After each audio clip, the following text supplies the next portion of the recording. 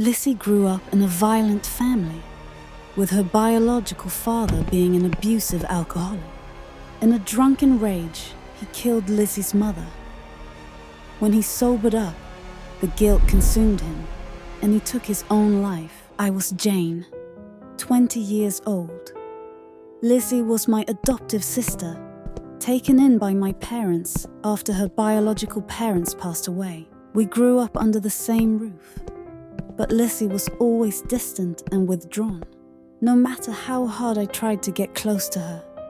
One day, my parents suggested a family trip, hoping it would help Lizzy heal after such a devastating loss. Where would my precious daughter like to go? I want to go to the beach. We haven't gone in so long, Dad. But I never imagined that a simple conversation would mark the beginning of a terrifying tragedy. That day, my parents attended a party and told us to prepare dinner ourselves. I planned to order food and wanted to ask Lizzy if she would like to eat with me. Lizzy, I'm ordering dinner. Do you want anything? There was no response. The door was unlocked, yet the room remained eerily silent. Hesitating for a moment, I pushed the door open, but Lizzy wasn't inside. It was my first time entering her room. Everything was neat and clean. My eyes landed on the desk, where an old diary lay neatly. On the cover, the word "die" was scrawled in bold red letters. A sense of unease rose within me, yet I couldn't stop myself from picking up the diary. Inside were grotesque, twisted drawings drenched in blood, horrifying and disturbing. Frightened, I quickly shut the book and tossed it back onto the desk. My heart pounded, my breath quickened. At that moment, I noticed another word carved deeply into the desk. Kill, with my name etched right next to it. My entire body froze. My breath became heavy. What was Lizzy trying to do? Suddenly, her cold voice rang out behind me. Jane, who gave you permission to touch my things? Startled, I turned around to see Lizzy's expressionless face staring at me. Lizzy, what is all this?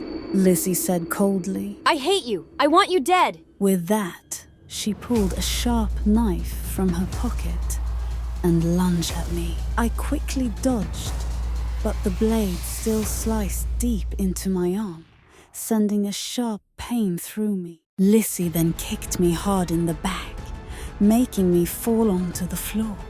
She opened a drawer, pulled out a rope, and immediately pounced on me, pinning me down. Before I could react, my wrists and ankles were already bound tightly. Why are you doing this to me? I hate how happy you are. I hate your stupid, cheerful smile. She dragged the blade across my cheek, the cold steel sending a chilling sensation through my skin. Lizzy, please stop. Everyone loves you. Love!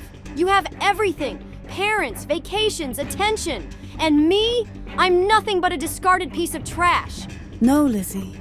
We all want you to come with us on the trip. Shut up! I don't need your pity. My pleas only fueled her rage. She gripped the knife tightly and stabbed it deep into my thigh. A searing pain shot through my body, and I screamed in agony. Lizzy's fingers tightened around the knife handle, preparing to drive it down with all her strength. I truly thought that would be the last moment of my life. But just then, my mother's terrified scream shattered the air. Looking towards the door, I saw my parents standing there, their faces frozen in horror. Lizzy, what are you doing? Lizzy, put the knife down. Don't come any closer or I'll kill her. In an instant, my father lunged forward, grabbing Lizzy's wrist and struggling to pry the knife from her grip. Lizzy suddenly bit down hard on my father's hand, making him yelp in pain and loosen his grip. Taking advantage of the moment, she broke free and turned towards me, eyes burning with madness. My father quickly grabbed her from behind, wrapping his arms around her tightly. She thrashed violently, screaming. Lizzy, my love, please stop. Lizzy suddenly froze, turning to look at my mother. Her grip on the knife loosened, and it clattered to the floor. Perhaps, at that moment, she remembered her biological mother, the only person who had ever truly loved her. After that day, my parents took Lizzy to see a psychiatrist. She was diagnosed with severe psychological disorders caused by past trauma, so she had to stay at the hospital for treatment. What Lizzy did to me was painful, but I never once hated her. In fact, I felt even more sorry for her. I only wished for our family to be whole again someday. I am John, 28 years old. I used to work at a small company, but due to structural changes, I had to find a new environment with better growth opportunities. However, not long after starting, I realized that the workload here was heavier than I had imagined. The overwhelming tasks often forced me to stay late into the night. Many nights, I would see a thin woman diligently mopping the hallway floor, but when I looked at my phone, the clock had already 0, and I wondered, was there still a cleaner working at this hour? Many times, I wanted to greet her, but every time I stepped out the door, she had vanished, as if she had never been there. She moved like a shadow, just a blink, and she disappeared, making it impossible to determine where she had gone. Again and again, the sight kept repeating itself. I couldn't help but wonder, something was not right, or worse, something did not belong to this world. Curious, I decided to observe her more closely. When I stepped into the hallway, she was still there, bending down and carefully scrubbing each stain on the floor. I smiled and said, "Good evening, ma'am. Do I crawl to where you go? You're working late, aren't you?" She did not respond. She just silently wiped the glass, each stroke slow and deliberate, as if following an unconscious habit. I hesitated for a moment before continuing. "Have you worked here long? I just started, so I don't know many people yet." She paused for a moment, tilting her head slightly backward, preventing me from seeing her face clearly. I took another step forward, and suddenly, the overhead lights flickered continuously. When the lights stabilized, she was gone. The hallway ahead of me was eerily silent. No trace, no sound, as if no one had ever stood there. A chill ran down my spine, but I forced myself to shake off the strange feeling. I quietly returned to work, though my mind kept replaying the question violently. The lights flickered rapidly, and then went out completely. He spoke very slowly. Panic surged through me as I quickly pulled out my phone to use as a flashlight, but the screen glitched and then shut off. Out of nowhere, a cold, bony hand rested on my shoulder. I felt my flesh freeze at the touch. Slowly, I turned my head, each movement heavy and trembling. Before me, the woman's face emerged, deathly pale, with sunken, hollow eyes that sent a shiver down my spine. I screamed, trying to back away, but my back was already pressed against the freezing elevator wall. An overwhelming terror gripped me as she inched closer, her empty eyes staring deep into mine. Paralyzed by fear, I collapsed to the floor, hugging my knees, trembling uncontrollably. Just when I thought all hope was lost, the elevator doors suddenly opened, and a flashlight beam shone directly at me. A concerned male voice called out, "Hey, are you okay?" I looked up to see the building's security guard staring at me with worried eyes. I scrambled out of the elevator, collapsing onto the floor, my heart pounding wildly. Shaking, I asked him, "Did you see a cleaning lady here just now?" The security guard looked at me, puzzled. "Everyone has gone home already. It's just you here." Horrified by his words, my heart pounded in my chest. Then, who was the woman in the elevator? The next morning, I recounted everything to a coworker. Fearfully, I said, Last night I saw a cleaning lady outside our office. after hearing my description of her appearance. My colleague immediately looked shocked. He whispered, She used to be a janitor at the company. 2 months ago, she had a stroke and died right in that elevator. Stunned by the horrifying truth, I never dared to work overtime alone in the office again.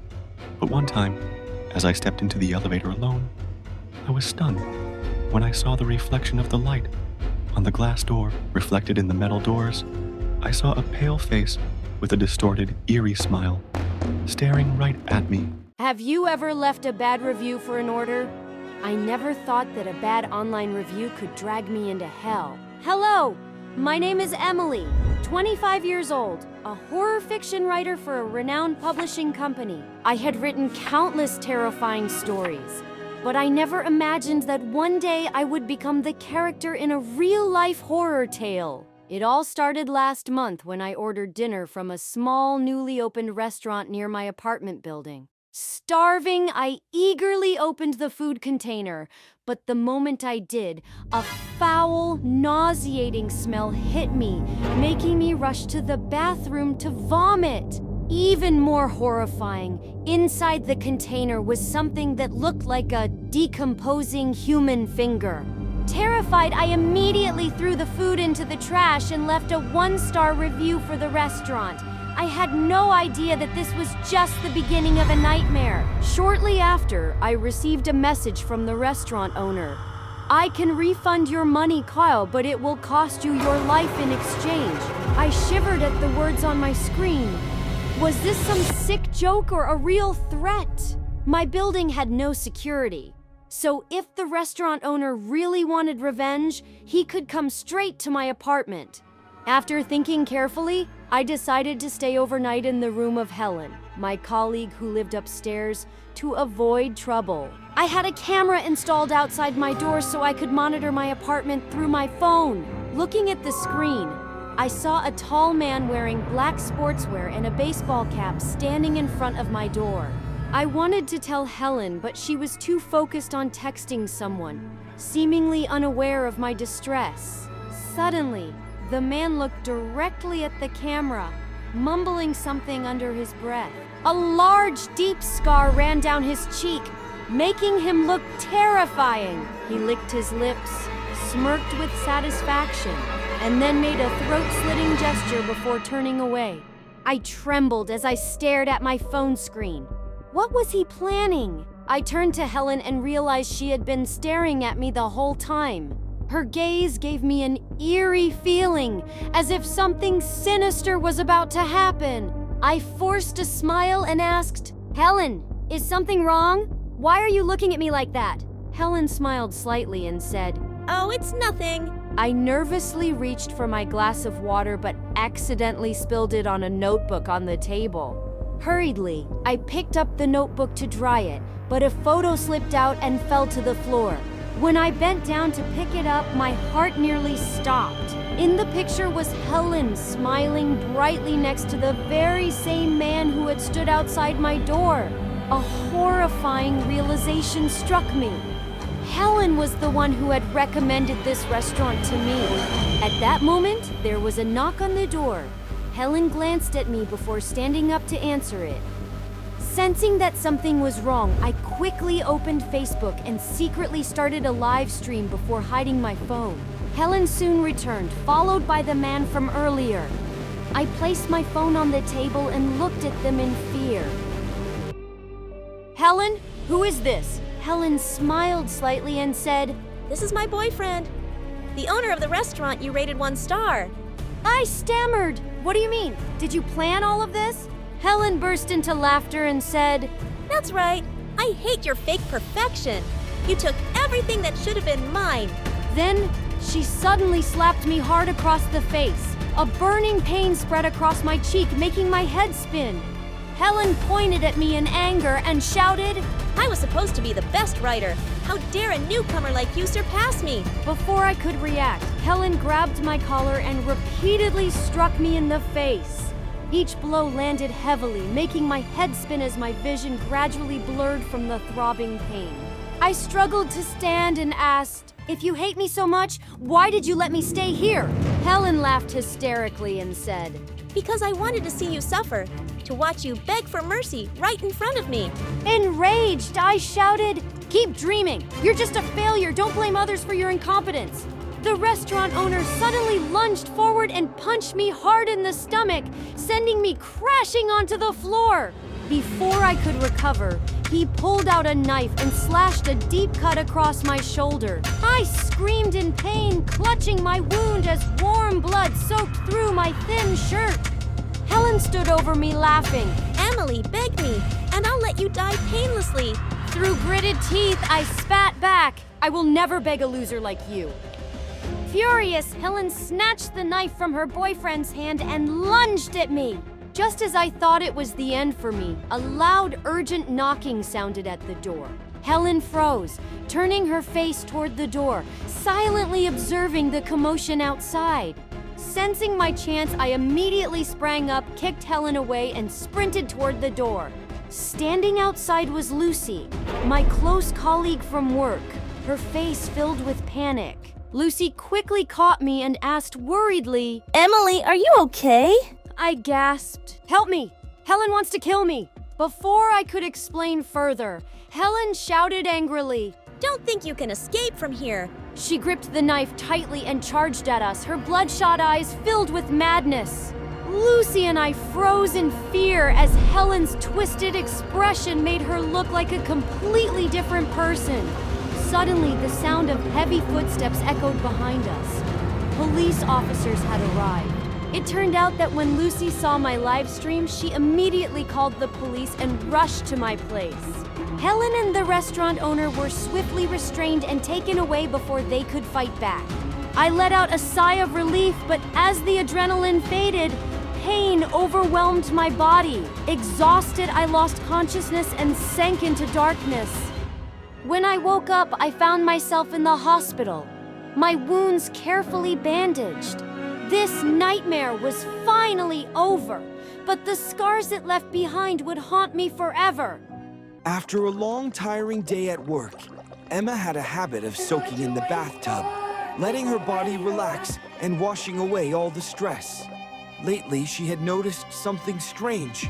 Her shampoo, body wash, and even toothpaste were running out faster than usual. At first, she thought maybe she had been using them too carelessly, so she tried to be more frugal. However, an uneasy feeling kept growing inside her, even though she couldn't quite explain why. That evening, after taking a bath, Emma wrapped herself in a soft blanket, turned on the TV, and relaxed. Authorities have issued a high-priority warning regarding the escape of a dangerous criminal with a history of multiple homicides. The fugitive has been at large for several days, and the latest sighting places him in Orange County. Residents. Oh my God, how dare I go outside?